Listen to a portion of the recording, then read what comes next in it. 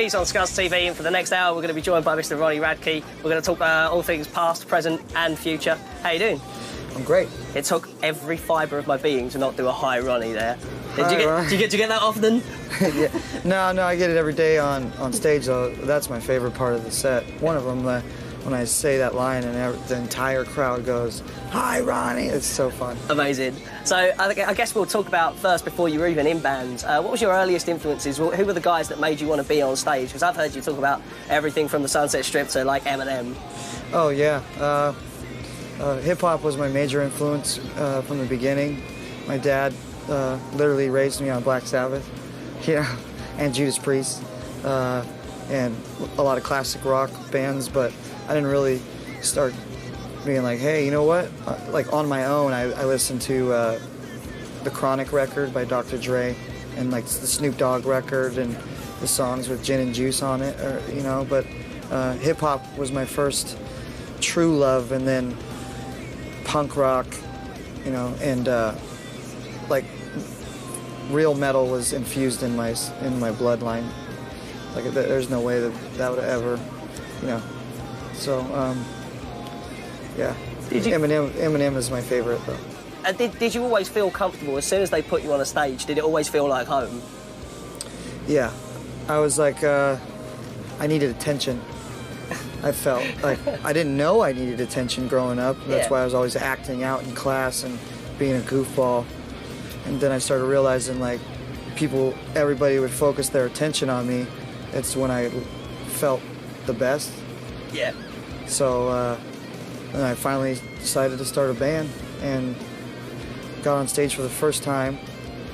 And there was a really big show too, so it was for the first time. And then after that show, kids were asking me for autographs. I was like 16. So wow. I was like, this is crazy. This is exactly what I want to do. And with no disrespect to the people in your past band, when you were saying about being in a classroom and people naturally gravitating towards you, was it always did you always feel like the focal point of the band? Yeah, me and Max. No one really gave a about any other people. Truthfully, and Max is me and Max share the same birthday. He's got that whole spotlight mentality too. So he was one of the focal points as well in that band. And so when you first started out with Escape the Fate, you were moving around. Did it feel like it blew up straight away, or was it a slow burn? On which one? When you first started with Escape the Fate, did it feel like it had exploded straight away, or was it a slow burn where you were just watching people more and more turning up? I was doing it a long time before that, like just writing. But that band, I made a demo before that band, and then I formed that band around the demo that I had. I wrote this demo with my producer I have now on that record too, Elvis. Me and him wrote it, recorded it, and then I formed that band around that demo. So I made everyone learn the songs.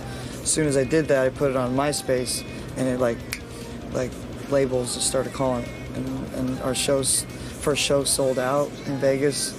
So it blew up pretty fast. When you mentioned the first show that you remember doing, like the big show, what was that? Was that the Epitaph competition that you guys had won? No, there's no competition, Epitaph competition. Right. No, it was our first show was at this place called GameWorks on the Strip in Vegas, and it sold out. And then I was confused because we were headlining. I didn't understand. Right. I'm like, what do you mean? Like, who are they here to see? So I went outside to the line. I'm like, who are you here to see? And they're like, you. And then I'm like, all right. So I go to the couple people down. I'm like, who are you here to see? They're like, you. And then I go a couple more people. I'm like, who are you here to see? They're like, you. I go all the way in. Like, who are you guys here to see? Like, you. I'm like, what? So that's when I was, what? It's crazy. And like now you look back, how would you describe that couple of years within Escape Fate? I don't think I was ready for the fame, and it just took over. I got like an ego.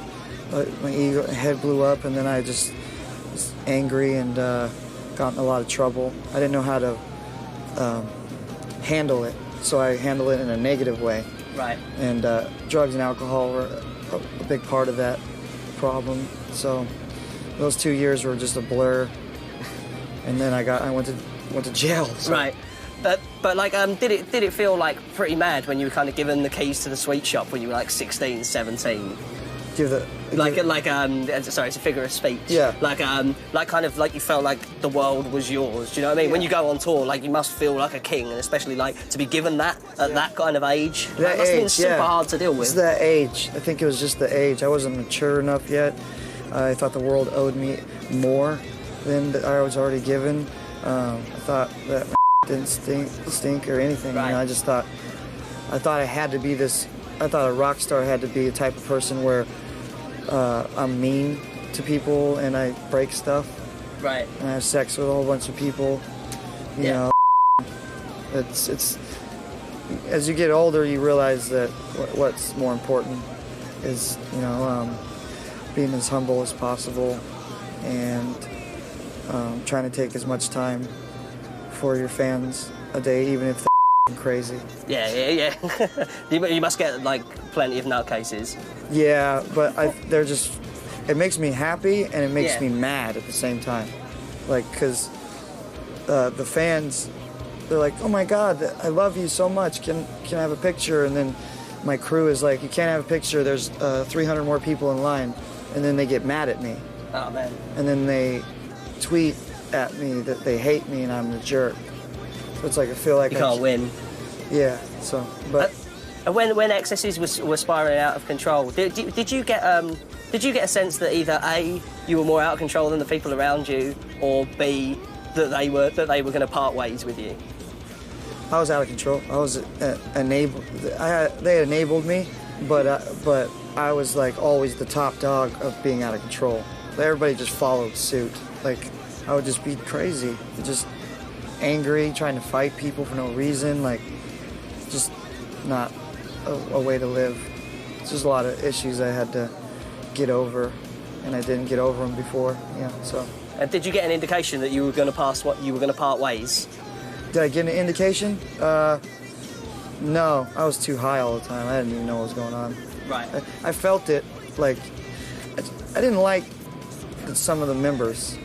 I loved Omar, and I still do, and I love Max, but the other ones are just, like, I don't like those people. So, just as people, you know, but I feel bad for Max right now. He's in a really bad place, and you know, he'll always have a place in my heart. You know. That's good that everyone wants to always talk about beef, but that there's still at least some compassion between you and someone there. Oh, well, yeah, him and Omar. Me and Omar, we write songs together still. Killer. He comes to my house, you know, but I seen Max a little bit ago, and he's not doing too good when it and I care about him, you know, but there's nothing I can do. That's past me now. I can't involve myself with that anymore.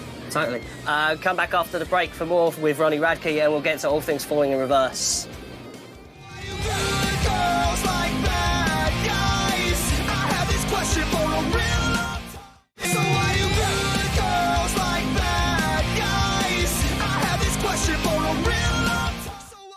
B's back with Scuzz Meets Ronnie Radke.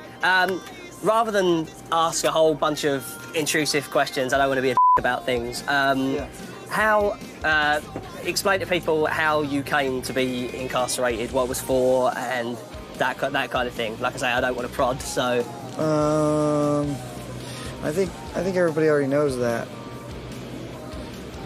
Okay, cool. So that's like beating a dead horse, or lack of a better term. No. But totally cool.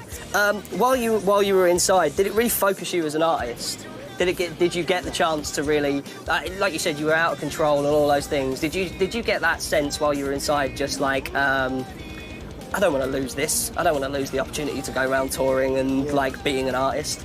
From the day I went in, I was like, I don't know what it was, but I don't know if I didn't like losing. I felt like I was losing. You know, like I worked well in the face of adversity, and I just woke up one day in there, and I'm like, this can't be the end of me. I have to push forward. I have to figure out how to write songs. So I wrote songs, And I wrote, you know, I'm not a vampire. Yeah. I'm not a vampire. You know, and the guitar parts, and the pick up the phone, you know. Yeah. Literally all the songs like that in jail. And I had to do it really quiet because people would bang on the door and tell me shut up. Yeah. Because it echoes in there.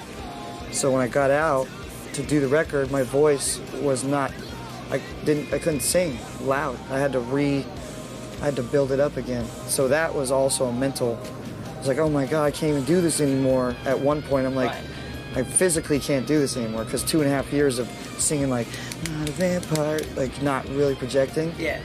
It's hard to rebuild your voice. So I did though, anyways. Yeah. I pushed forward and did that 1 month after I was released, which is another mental, like, that's, if I could even, you can't even really describe the mental state of one's being released from 2.5 years of incarceration, 1.5 years of solitary confinement of that, and then being thrown into reality, and then being put on a plane, sent all the way across the country to record a record when you don't even, it's just a lot. Yeah. Like, was it hard to maintain a positivity, like, while you were writing? Was it always like, these songs, like, even if it's just me slapping at my knees, like, people are gonna bloody hear them? Yeah. No, that, when I was writing songs, it was what made me happy, but after or before, it's hard to maintain any type of positivity when you're in a dark place, but like that, I just read a lot of books, self-realization books, and you know, I read The Count of Monte Cristo, you know, the I Ching, read that. There's a lot of philosophy books. Did that help with pulling yourself out of your bad place? And did it feel like it was very much a self voyage, as opposed to like a bunch of people that were helping? Did it feel like you had to kind of fight your way out of your own hole? Yeah. Yeah, I needed it. I definitely needed it because I would not be clean. I'd be exactly where my old friend is right now. I would not be clean. I would either be dead, I went to prison for something else for a longer period of time. You know, I'm so glad because the longer you're sober, the easier it is to be clean for a longer period of time. So I was clean, you know, that whole time. Got out, drank a little bit because I was trying to curve the reality check. It was like, it's not an excuse, but I was very nervous. And as time went on, I just woke up one day a year ago and I'm like, I'm not even gonna drink anymore.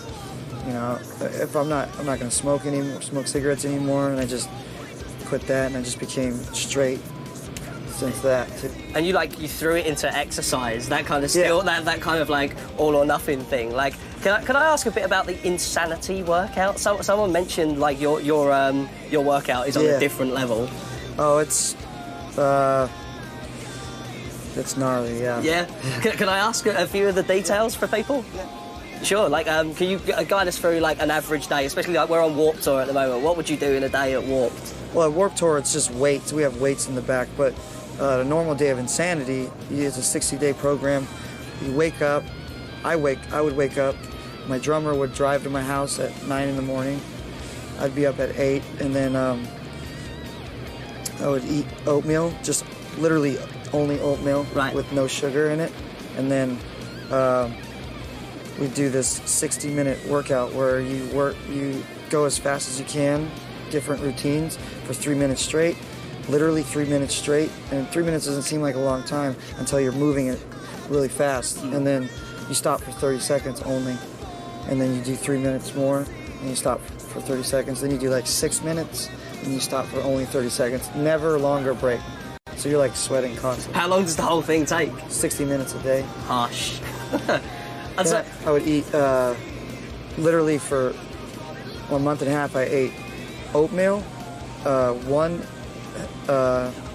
protein bar in the middle of the day, and then lettuce wrap with chicken. And that's literally it. Wow. At night, and I wouldn't eat anything else. Full on. And so you went in to start recording The Drug in Me Is You a month after you were let out and back in the world. Yeah. Trying to consume the drug in me is you, and I'm so high on misery, can't you see? So how was it? Was it just the desperation for those songs to be heard that made you just get on the horse straight away? Yeah, they had to be. I knew, like, there was an element that I wanted to add in, like that fast singing. Uh-huh. I was like, no one's doing that. No one's doing that, and I'm capable of doing it, so I'm gonna do it. So, the new record, like, that they're working on right now is not working on right now, but that I'm writing right now is next level to that. Like, it's, I promise kids are gonna freak out. Is it that focus as well? Has it been easy to maintain to just go like, well, that was just step one. Like the Drug in Me Is You is just the beginning. Like that's just the springboard for what's coming. Yeah, Drug in Me Is You is nothing compared to the new stuff. Okay. Well, the intensity of the vocals as well on The Drug in Me Is You, was that just that build up that you had built up over the course of a couple of years? Yeah, the lyrics are very angsty and like I was like really bitter and angry when I wrote those lyrics, and like I'm not even thinking about that anymore. I don't tweet about that. I don't care anymore. My old band owes me hundreds of thousands of dollars, and all I can think about is my dog and going on stage for 10,000 people a night. And like my old band never, even when I was out of the band, they never played main stage at Warped Tour. They never sold out.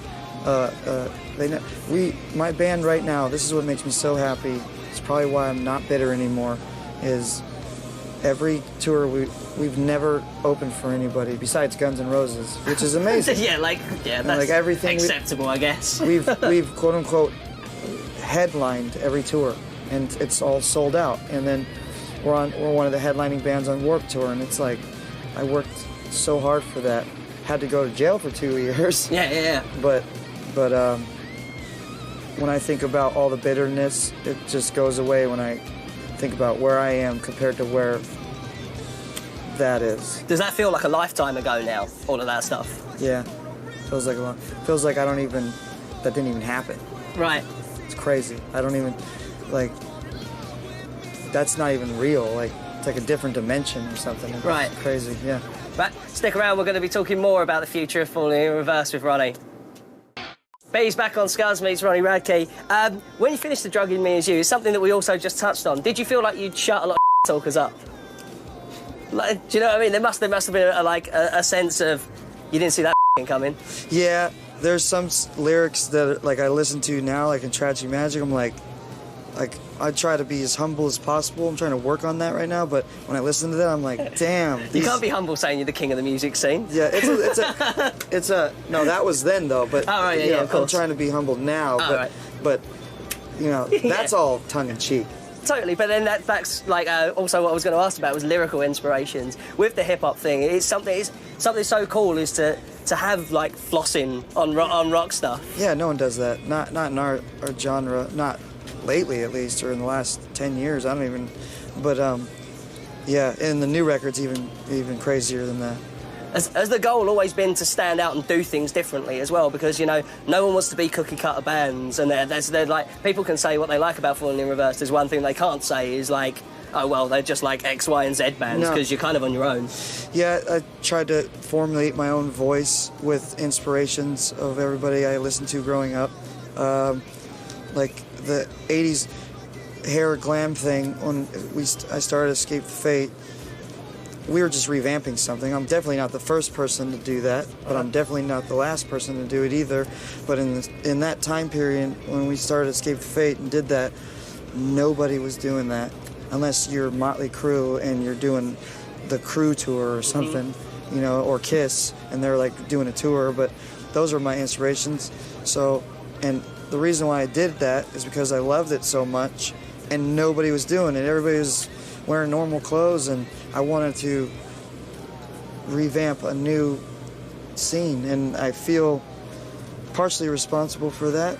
The haircut and like the Totally. Yeah. like That's not bragging. That's just telling the truth. I'm not the first person ever, not even close, but I like to feel good that when I see people that my age with the same exact haircut, that they might have had a little bit of inspiration from my band. You know?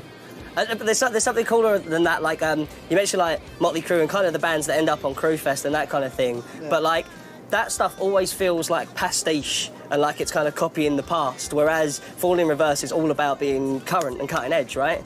Yeah. I love my hair. I have a mullet. I don't care what anybody says. Like I made these jackets that say Falling in Reverse for the entire band because I don't know anybody. It's like kind of like our little gang. Yeah. No one does that right now. That in our scene, at least. Or correct me if I'm wrong. I don't know.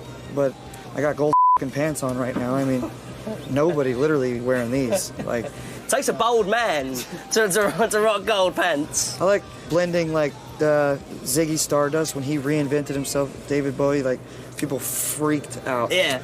I'm tired of wearing all black, and I just want to try kind of bring back that Poison era and Def Leppard and Van Halen, David Lee Roth.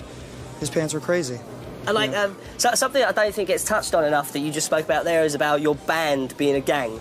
How does it feel to let people know that it's not the Ronnie show? Falling in Reverse is a gang. Yeah, they always chant Ronnie, every show, and then I have to remind them, like it's not just about me; it's about my band. Like, I mean, Jackie is a star. Ryan, my drummer, is a star. You know, bass player is pro. My other guitar player is pro. Ryan plays to a click in his ears. He plays double kick. He sings in key. And he screams my backups. It's like, people don't notice that. Yeah. Like that's amazing. Like, that's insane. He's a fucking dork, though. Yeah, so you can't just say nice things about people, obviously. He's a dork. Yeah. But he's like my favorite. Like, I've known him for a really long time. He's the first person I thought about to be my drummer when I was in jail. Called him on his cell phone, freaked him out because I called him from prison. It's like, be in my band. He's like, all right. So. Easily done. Why you good girls like bad guys? I have this question for a real long time. Based on Scuzz meets Ronnie Radke, and I guess everyone is sat at home watching this, waiting for this question. Where, like, is it going to be possible for you to come to the UK and like it's got to be something like a drum that you're banging hard, right, to try and make that happen? I think it's all about. I think we just got to convince them that I'm not gonna go to their country and be a bad person. I think they just need to really, which takes some time, but like I'm gonna be over there. Like, think of all the people that have already went over there. Totally. It's like, come on, I'm not doing anything that I shouldn't be doing, and I can't wait. Everybody keeps telling me it's gonna be amazing, and I just want to go already. I'm tired of talking about it. So eventually, within the next 12 months, I have a really good feeling that I will be somewhere over there. I heard the cheers from here. I can't wait. So like, is it tough that like there's still the little bits, the remnants of the past that's kind of still follows you? That sucks. Especially like having seen something that really I noticed the other night, just because I'm quite observant. We were at the Tiki Party in Orlando, Florida, and sometimes when people give up vices, like they kind of become reclusive. And you were out there hanging with everyone. Oh yeah, no, that came with time. Oh yeah. At first I was like, I didn't even talk to my band. Jeez. Like, I would hide in my hotel while everybody would go out, and they used to all drink on tour. And then I finally realized, like, I don't want to be reclusive because nobody around me is sober. So everybody's not allowed to drink on tour anymore. Okay. And at first it kind of became like I could feel the tension of like certain band members like upset about it. But then after this whole tour, like, our drama is so thin. There's no. It's so easy. Yeah. Like, our problems are dumb. Like, we have Like, we complain about who drank the last Capri Sun instead of why is there broken glass all over the thing from the night before. Right. You know, so it's a good thing for everyone to be sober on tour. And we're talking about the future and the next Falling in Reverse record. Something I picked up on that you were saying earlier was about you threw in that fast vocal style on the last one. Is there anything that you're working on at the minute that's just going to like freak people out and blow people's mind for the next time out? It's like the new music is beyond groundbreaking. Like, that's all I can say. Like, a lot of people wonder, like, well, there's nothing else you can do because everything's already been done, but I can assure you right now that once they hear it, then when they remember this interview, then they'll understand that, like, it's next level for sure. And how do you write now? Because like you mentioned it the last time out that your lyrics were all angry and angsty and bitter. Like, where's the headspace for Ronnie's lyrics for album 2 at present? Bearing in mind that like you haven't even started recording or anything, you're just in a writing mode now. It's the same as my old band, of my Dying Is Latest Fashion, like my raw. I just say the truth about my family problems, my drug problems. Not as angry though, not like I hate your guts.